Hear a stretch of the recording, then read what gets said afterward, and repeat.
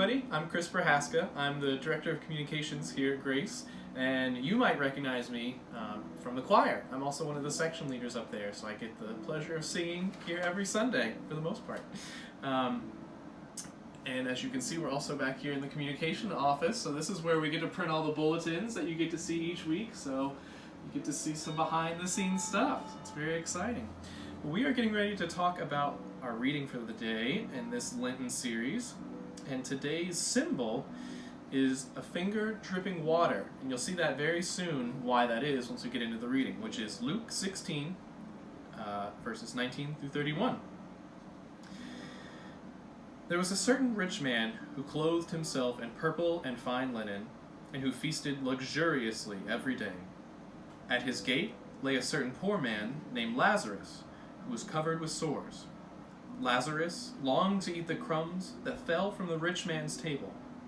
Instead, dogs would come and lick his sores. The poor man died and was carried by angels to Abraham's side. The rich man also died and was buried. While being tormented in the place of the dead, he looked up and saw Abraham at a distance, with Lazarus at his side. He shouted, "Father Abraham, have mercy on me. Send Lazarus to dip the tip of his finger in water and cool my tongue, because I am suffering in this flame." But Abraham said, "Child, remember that during your lifetime you received good things, whereas Lazarus received terrible things. Now Lazarus is being comforted, and you are in great pain. Moreover, a great crevice has been fixated between us and you. Those who wish to cross over from here to you cannot. Neither can anyone cross from there to us."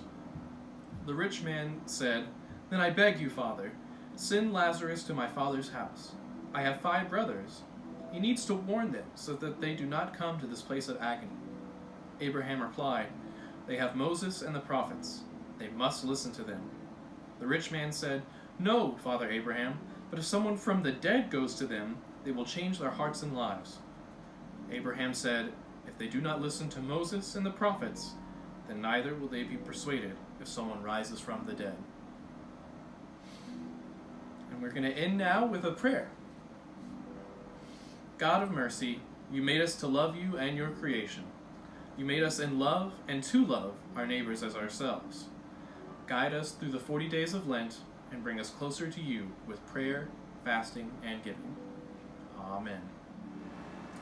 And there's some scary stuff in that reading, so it can be a little intimidating, but I think one of the most important things, which is sort of symbolized in the symbol in this week's reading, is the finger dripping water.